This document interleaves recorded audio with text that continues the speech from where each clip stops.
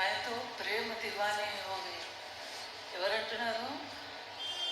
మనం మనసు కంటే అతీతంగా వెళ్ళిన స్థితిలో ఆత్మ చెప్తుంది, సురత చెప్తుంది శబ్దంతో, ఆ పరమాత్మతో, ఆత్మ పరమాత్మతోని, సురత శబ్దంతో, శిష్యుడు గురువుతో ఏమని చెప్తున్నాడు? మైతో స్త్రీవాచకం ఎందుకు అంటున్నాడు? ఇప్పుడు మైతో ప్రేమ దివాని, దివానా అని ఎందుకు అంటలేడు? మైతో హో గయా నామ దివానా, మైతో హో గయా నామ దివానా, నామ దివానా, నామ దివానా, నామ దివానా, మైతో హో గయా నామ దివానా. దివానా అని పురుషవాచకము, దివాని అని స్త్రీవాచకము. మరి ఎందుకు అంటున్నాడు ఇక్కడ మహారాజు? దివాని అని ఎందుకు అంటున్నాడు? ఎందుకు అంటున్నాడు అంటే దివానా అనేది కరెక్టే, ఇది కరెక్టే. ఆత్మను స్త్రీ రూపకంగా ఇప్పుడు నానక్ పంతులో కూడా అదే చెప్తారు. గురునానక్ పంతు లోపల మొదటి స్త్రీ, రెండవ స్త్రీ, మూడవ స్త్రీ అని వాళ్ళు చెప్పిన సద్గురువులు చెప్పిన వచనాలను ఫస్ట్ గురువు చెప్పినట్టు, సెకండ్ గురువు చెప్పినట్టు, థర్డ్ గురువు చెప్తున్నాడు అని స్త్రీవాచకంలో చెప్తాడు. ఫస్ట్ ఆమె చెప్పింది, తర్వాత ఆమె అంటే సురతను అంటున్నారు. కృష్ణుడు దగ్గర కృష్ణుడు ఒక్కడే. మీగా ఏమనుకుంటుంది? ప్రపంచమంతా ఆడవాళ్ళే. ఈ మొత్తం సృష్టిలో కనబడుతున్న పురుషులందరూ ఆడవాళ్ళే. ఒక కృష్ణుడు ఒక్కడే పురుషుడు. అంటే కృష్ణుడు భగవంతుడు ఒక్కడే చేరుకోవాల్సిన స్థానం, పరమాత్మ ఒక్కడే. మిగతా సురతులన్నీ స్త్రీవాచకాలే, స్త్రీలతో సమానం. గురునానక్ సాహెబ్ కూడా అక్కడ కూడా అదే పంత. గురునానక్లో ఫస్ట్ బాణి, సెకండ్ బాణి, థర్డ్ బాణి ఎట్లా అంటారంటే ఫస్ట్ స్త్రీ చెప్తున్నది, రెండో స్త్రీ చెప్తున్నది, మూడో స్త్రీ. అందుకే గురునానక్ సాహెబ్ కూడా అదే అంటాడు.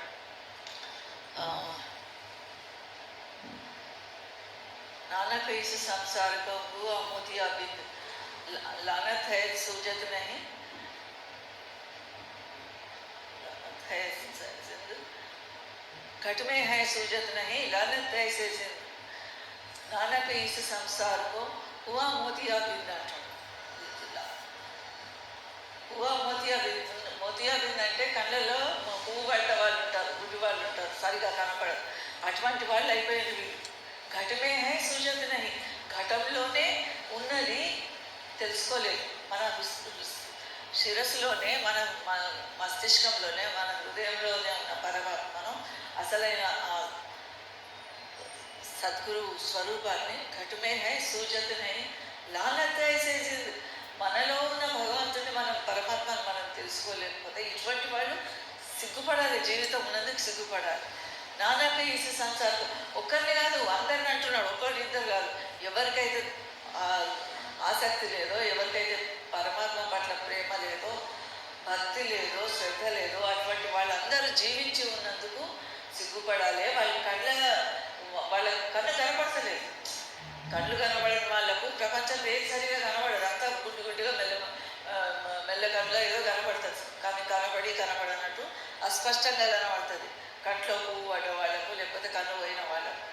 అటువంటి వాళ్ళకు అదేవిధంగా వాళ్ళకి ఎట్లయితే లోకం కనబడదో, సద్గురువును తన అంతరంలో జ్యోతి ప్రకాశాల రూపంలో, శబ్ద ప్రకాశాల రూపంలో విరాజమానం మనలోనే ఉన్న సద్గురువును సందర్శించుకోలేని వాళ్ళంతా బతికి ఉన్నందుకు సిగ్గుపడాలి అంటారు నానక్ సాహెబ్. అదే గురునానక్ సాహెబ్ తర్వాత మిగిలిన వాళ్ళు కూడా పంథాలో అదే అంటారు, స్త్రీవాచకంగా ఉపయోగిస్తారు. అందుకే ఇక్కడ ఏమంటున్నాడు, అక్కడ సద్గురు ప్రేమ దివాని హోగై, దివాని, దివానా అన్న దివాని ఒకటి. దివాని అంటున్నది ఏది? స్త్రీలింగంలో. ఇప్పుడు మీరాబాయి ఏ విధంగా అయితే అందరు ప్రపంచంలో ఉన్న వాళ్ళందరూ స్త్రీ. ఒక ఆయన రూప గోస్వామి అని ఆయన దర్శనమి అని అంటాడు. ఆమె మందిరానికి పోతుంది. ఆయన అంటాడు, మా గురువు ఆడవాళ్ళ ముఖాలు చూడాడు. మా గురువు రూప గోస్వామి శిష్యులు అంటారు, మా గురువు ఆడవాళ్ళ ముఖాలు చూడాడు, నువ్వు వచ్చినావు కానీ పోమా వాపస్ అని ఒక పర్దా పెడతారట. ఆమె అంటుంది, ఓహో ఈ గురువు కూడా ఒక పురుషుడు ఉన్నాడా? నా దృష్టిలో ఒక కృష్ణుడు ఒక్కడే పురుషుడు. సమస్త సృష్టి స్త్రీ స్వరూపమే, ప్రకృతి అంతా స్త్రీ స్వరూపమే, ఈ ఉన్న ఆత్మలన్నీ స్త్రీ స్వరూపమే అని అంటే అప్పుడు ఆ శబ్దం, ఆ మాట లోపల నుంచి వింటాడు. ఆయన పర్ద అవతల ఉంటాడు, తెరకు ఆయన వింటాడు. వినేసి అప్పుడు ఆయన కళ్ళు తెలుసుకుంటాయి, నిజమే కదా, భగవంతుడు ఒక్కడే పురుషోత్తముడు, ఆయన ఒక్కడే పురుషుడు, మిగతా సమస్త సృష్టి అంత స్త్రీ రూపమే. అందుకే ఇక్కడ ప్రియం దివాలి ఏమంటున్నాడు? ఆ శబ్దం మళ్ళీ ఆ లైన్ ప్రేమ దివాన్ అయితే ప్రేమ దివాని ఒక ప్రేమ లేకుంటే ఆ ప్రేమ పట్ల ఎట్లా దివానా పిచ్చోళ్ళకి ఏ విధంగా అయితే ఒక మస్తు లోపల కుమారి అంటారు, లోపల ఒక రకమైనటువంటి మత్తుగా ఆవాహిస్తుంది. తాగిన వాళ్ళకు, షరాబ్ తాగిన వాళ్ళకు, మద్యం తాగిన వాళ్ళకు ఆ మత్తులు ఏది అది తలకెక్కుతుంది పోటు. ఆ విధంగా ఈ నామరసము పానం చేసిన వాళ్లకు, నామాన్ని నిరంతరం స్మరణ చేసిన వాళ్లకు, స్మరణ భజన ధ్యానంలో నిరంతరం నిమగ్నమైన వాళ్లకు సద్గురువు తప్ప ఇంకొకరికి ప్రపంచంలో ఇంకొక రూపం ఏది కనపడకూడదు. అంత ఎటు చూసినా జిదర్ దేవతాము ఉదర్తు హీతు హై అనే స్థితి వచ్చిన వాళ్లకు ఆ ప్రేమ రసం నిండిపోతుంది హృదయంలో. ఇది ఎదుట ఉన్నది రాక్షసుడా దేవుడా ఇంకెవరా అనేది ఏదే ఉండదు. అందరూ గురు స్వరూపుల్లాగానే కనిపిస్తారు. జహా ఆకుకోలి వనీ దుష్కోపాయ అన్న స్థితి వస్తుంది. ఆ స్థితి ఎప్పుడు వస్తుంది? ప్రేమ భర్పూరైనప్పుడు, ప్రేమ నిండినప్పుడు. ప్రేమ ఎప్పుడు వస్తుంది? ఇందులో నుంచి కూడా కనుక చెత్త చెదారం పోయి మనసు నిష్కల్మషం అయిపోతుందో.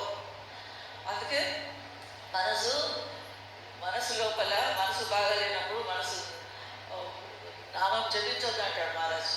నామం జపించొద్దు. మనసు ఎప్పుడైతే ఖరాబ్ ఉన్నదో, ఇందులో వేరేది ఉన్నదో అటువంటి అప్పుడు వేరే ఆలోచన విచారాలన్నప్పుడు మనసు నామం జపిస్తే ఏం జరుగుతుంది?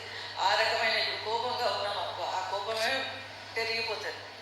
ఇంకేదో భావన ఉంటుంది లోపల, తిరస్కారము, వైరము, ఎవరు ఏదైనా తిడుతున్నారో లేకపోతే ఏదైనా శ్రాద్ధ కర్మలకు ఏదో వేసిన వాళ్ళు ఉంటారు. అటువంటి ఆలోచనలే మనసులో ఉన్నప్పుడు అవే డెవలప్ అయిపోతుంది. అందుకని ముందుగా హృదయ ప్రక్షాళన రావాలి. మనసు అనే మందిరము స్పష్టంగా క్లియర్గా ఉండాలి. ఇందులోనే చెత్తాచెదారం పెట్టుకున్నప్పుడు ఇంకా ప్రేమ ఎక్కడికి? ప్రేమ ఎందుకంటే గాడీస్లో భగవంతుడు ప్రేమ స్వరూపుడు. ప్రేమ ఉంటే దేవుడు ఉన్నట్టే లోపల. అందుకే ఇది కనపడకూడదు. ఇతరుల రూపాలను చూస్తే మాలికే కనపడాలి. అదే అంటాడు మహారాజు, ప్రేమ దివానీ హోగయి మైతో ప్రేమ దివానీ హోగయి. ఎప్పుడంటే మా మాట అది అన్నప్పుడు అర్హత ఉండాలి. అది అనేటందుకు కూడా అర్హత ఉండాలి. అది లేనప్పుడు, అర్హత లేనప్పుడు అన్నా కూడా ఉట్టిగా పెదవులతో అన్నట్టు అవుతుంది. కానీ మనసులో నిజంగా ప్రేమ ఉన్నవాళ్ళు, నాకు ప్రేమ ఉన్నది, నేను అది చేస్తా, ఇది చేస్తా, నేను ఇంత గొప్ప అంత గొప్ప అని ఎవరు సొంత గొప్పలు చెప్పుకోరు. సొంత గొప్పలు ఎప్పుడు చెప్పుకోరు. ఎప్పుడు ఆ ప్రేమ నిండిన వాళ్ళు ఎట్లా ఉన్నారో వాళ్ళ మనిషిని చూస్తేనే అర్థమైపోతుంది. ఇంకొకటి చెప్పక్కర్లేదు, డెఫినేషన్ ఇవ్వక్కర్లేదు.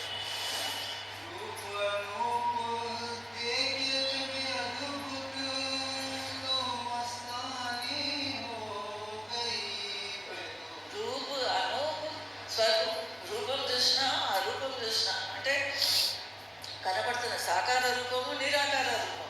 సాకార స్వరూపం ఏది? ఎదురుగా మహారాజు కూర్చున్నాడు. నిరాకార రూపం ఏది? లోపల ఏముండదు, ఆకారం లేదు. నిజానికి గురువుకు మహారాజు ఏం చెప్తాడు? గురునామ హై సమజ్గా జ్ఞానంగా వివేకానే చెప్తాడు కదా మహారాజు. ఆ గురువుకు ఒక రూపం లేదు. ఆడు మాసనాడి నై జాగే వాకే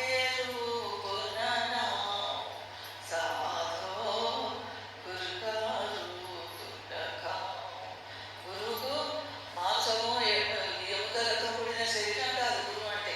గురువు అంటే నామం, గురువు అంటే శబ్దము, గురు చరణాలంటే ప్రకాశం. ఇది మన మహారాజు చెప్పిన తాలి శిక్షణ. అదే చెప్తున్నాడు. రూపు అనూపు స్వరూపు దేహే ఛవి. ఛవి అంటే శోభ. ఆ అందాన్ని, అద్భుతమైనటువంటి అందాన్ని ఎప్పుడు చూడగలుగుతాడు? రూపము ఆ రూపం రెండు. తులసి సాహెబు, కబీర్ సాహెబ్. తులసి సాహెబ్ సాకార రూపం, రాముడు రాముడు రాముడు రాముడు అని వెళ్తాడు. ఆయన దృష్టికి రాముడు తప్ప ఇంకా ఏం ఉండదు. కబీర్ నిరాకార బ్రహ్మను దర్శనం చేసుకుంటాడు. ఏక్ రామ్ దశరథ్ కా బేటా, ఏక్ రామ్ ఘట్ ఘట్ మే బేటా, ఏక్ రామ్ హై సకల్ బసారా, ఏక్ రామ్ హై సబ్సే న్యారా. ఆ స్థితి వస్తుంది కబీర్ సాహెబ్. అదే చెప్తున్నాడు. రూపు అరూపు ఛవి అద్భుతమే. ఏంటిది ఆ ఛవి అద్భుతము? ప్రేమ స్వరూపం ఏదైతే ఉన్నదో అది అద్భుతము. ఆ అద్భుతము ఈ ప్రపంచంలో ఉన్న ఈ మైకు, ఈ మంచము, ఈ డబ్బు సంచులు కావు, బిల్డింగుల భవనాలు కావు, ప్రైమ్ మినిస్టర్ పదవి, చీఫ్ మినిస్టర్ పదవి అద్భుతమైనది కాదు. అద్భుతము, ఆ శోభ అద్భుతమైనది ఏది? కేవలం సద్గురు స్వరూపము. సద్గురువు, ఆ సద్గురువును అంతరంలో దర్శించుకోగలిగిన ప్రేమ తత్వం మనలో ఉండడం అవసరం.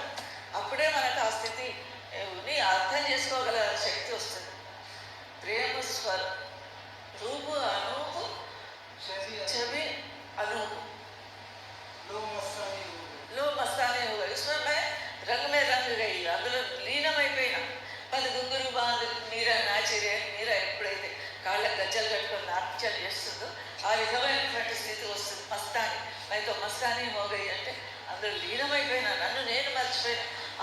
అది ఏదైనా కావచ్చు. ఆ ప్రేమ లోపల గురు స్వరూపాన్ని దర్శించుకున్న ప్రేమలో మరి రంగమే రంగుగై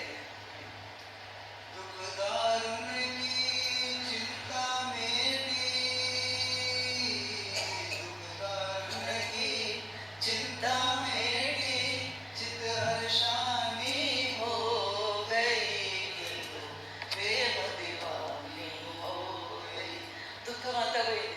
దుఃఖము దర్దు దేనికోసం వస్తుంది? దుఃఖం దర్దు ఈ శరీరం కోసం ఏదైనా మనం బాధపడితే దుఃఖం వస్తుంది.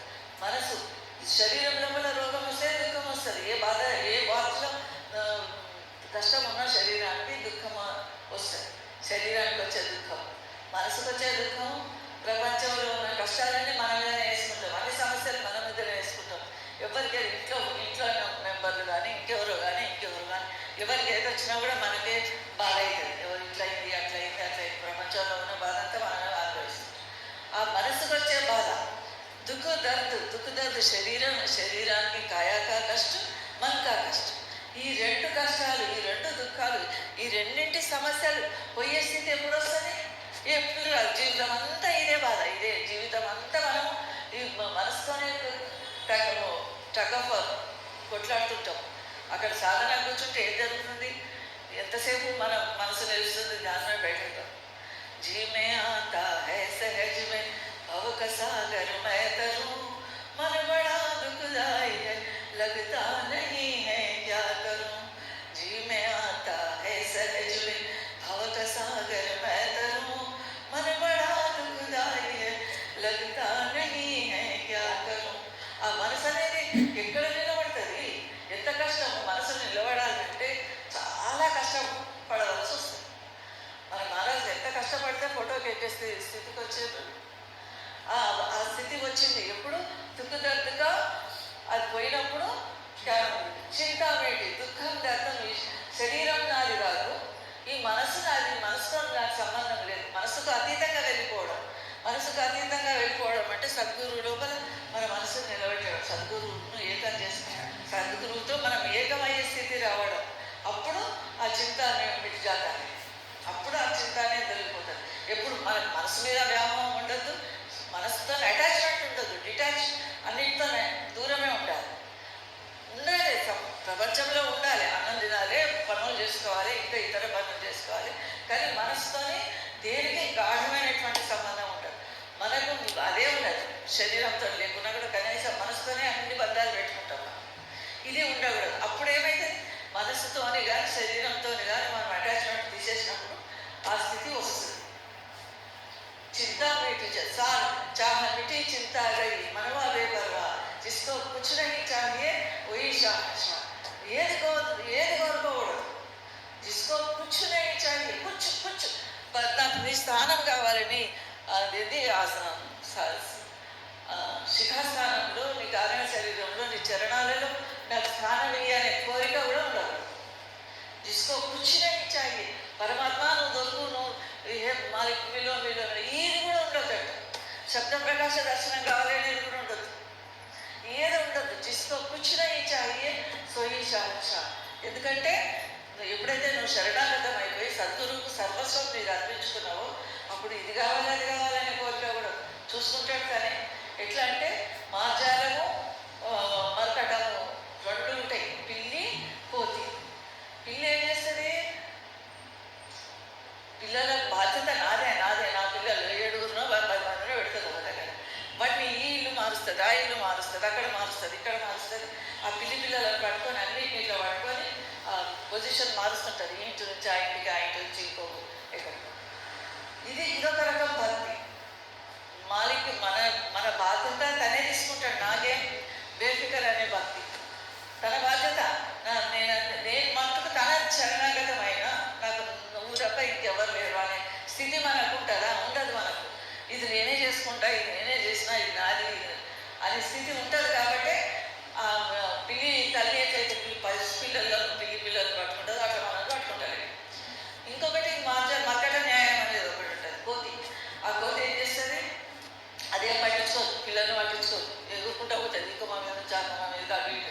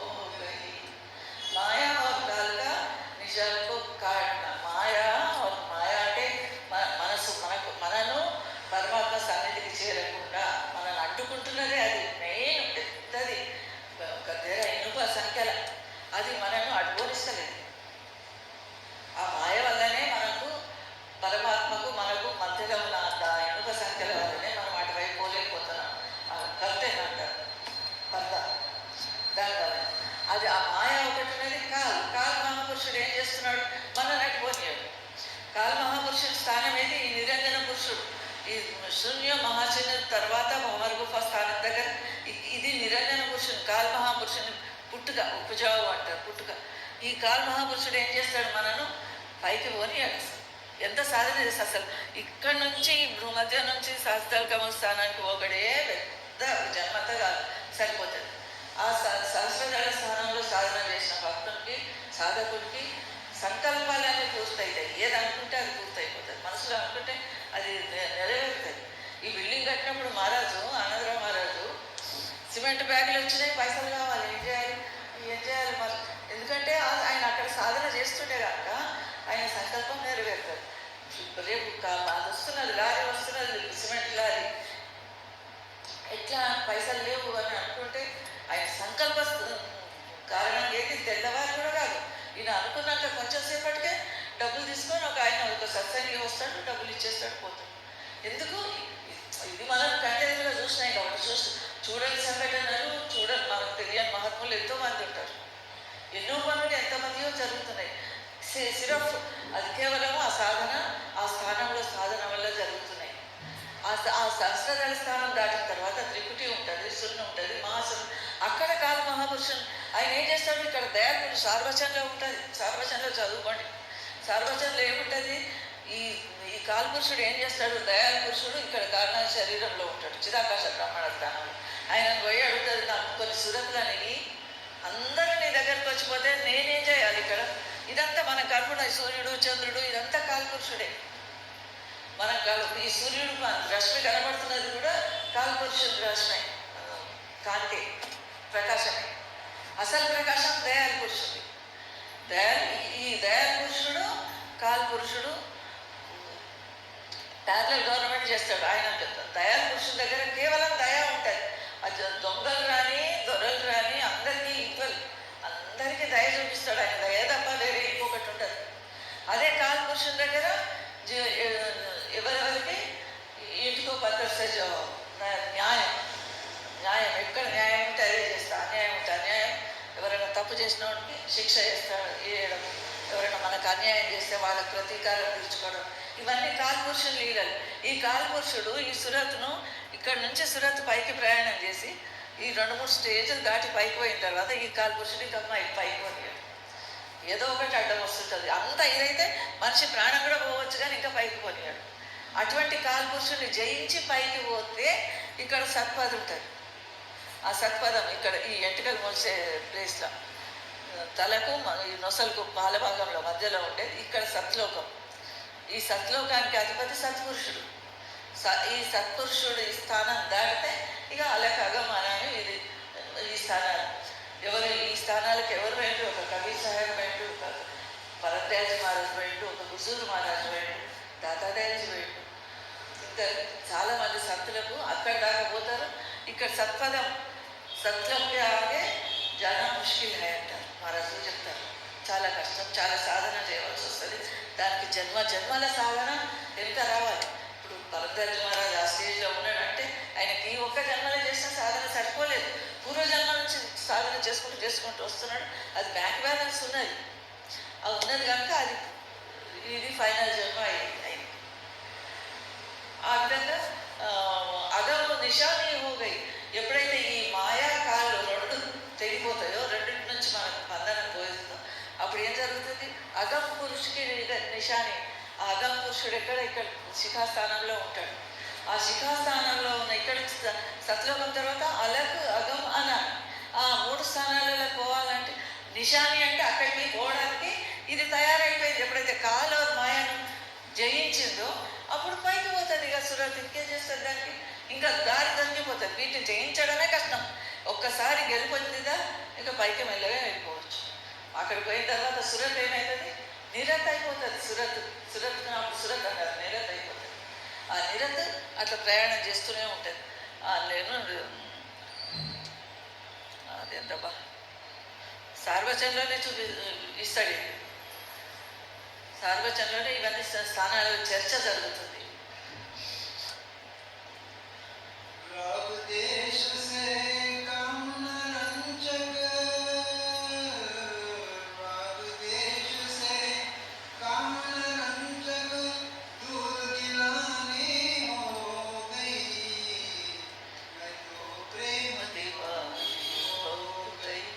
గిలాని అంటే అది కదా, 2 ఇటుకలకు నడమ పెట్టేది సిమెంట్, రెండింటిని అటాచ్ చేసేది.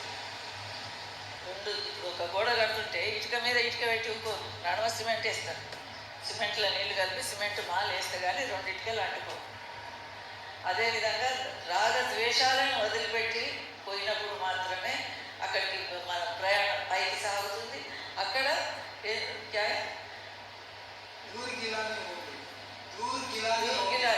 ఆ దూరం అనేది మనకు దగ్గర అయిపోయింది, రెండింటికి ప్యాక్ అయిపోయింది. ఎట్లా ప్యాక్ అయిపోయింది? ముందు ఈ రాగద్వేషాలన్నీ పోయి ప్రేమ దివాని అయినప్పుడు మాత్రమే ఆ ప్రేమ అనేది ఇద్దరు మనుషులను కల్పిస్తుంది. ప్రేమ అనేది ఇద్దరు మనుషుల మధ్యలో బంధం ఏర్పరిచేదే ప్రేమ. ప్రేమ లేకపోతే ఎవరికెవరేం కాదు. ఇది భౌతిక ప్రేమ. ఈ ప్రపంచంలో ఉన్న మామూలు స్నేహితులకు కానీ కుటుంబ సభ్యుల మధ్యలో కానీ ఉండేది ప్రేమ. భక్తులందరూ మంచి నిద్రలో ఉన్నారు. మనం చెప్పేది ఒట్టిగా గాలిపోతున్నాయి. ఒక 4-5 గంటలు మాత్రము, ఒక 10 గంటలు మాత్రము శ్రద్ధగా ఉన్నాయి. భక్తులు మంచి నిద్రలో ఉన్నారు. ఇద్దరు సరే. స్వామి చరణ్ బలిహారి, స్వామి చరణ్ శరణ్ బలిహారి,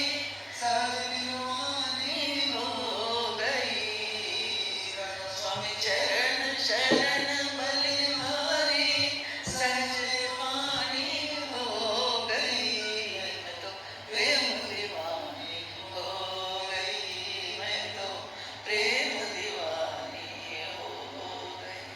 రాధాస్వామి చరణాలకు చేరుకున్న తర్వాత సహజంగానే నిర్మాణం ఎందుకంటే ఇది సహజ మార్గం, సహజ భక్తి.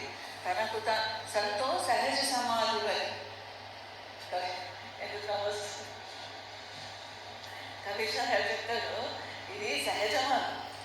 ఈ సహజ మార్గంలో సంతో సహజ సమాధులు. ఎప్పుడైతే రాధాస్వామి శరణ్ బలిహారి, రాధాస్వామి రూపం ఏది? సద్గురువు రూపం. ఆ గురువును సద్గురువే సంపూర్ణంగా మనము గురుకో మనుష్ జాతే దేన కహే अब दुखी हुए संसार में आ गए हम तो अपन गुरु किया है देह को सद्गुरु चिन्ह नहीं कहे कबीर दास को 3 पापु भगवान. ఆ 3 తాపాలు అంటే త్రయ తాపాలు, 3 తాపాలు, అది భౌతిక, అది దైవిక. మనస్సు, శరీరము, ఆత్మ, ఈ 3కి సంబంధించిన తాపాలు ఏవి ఉండవు. అవన్నీ వెళ్ళిపోతాయి. రాధాస్వామి శరణ్ బలిహారి. ఆయన చరణాలకు శరణం వేడి మనము ఆయనకు సమర్పించుకుంటే ఏం జరుగుతుంది? సహజై పదవి నిర్మాణం, సహజంగానే ఆ నిర్మాణ పదవి ప్రాప్తిస్తుంది. దానికోసం మనం ప్రయత్నం చేద్దాము. అందరికీ రాధాస్వామి మంగళం.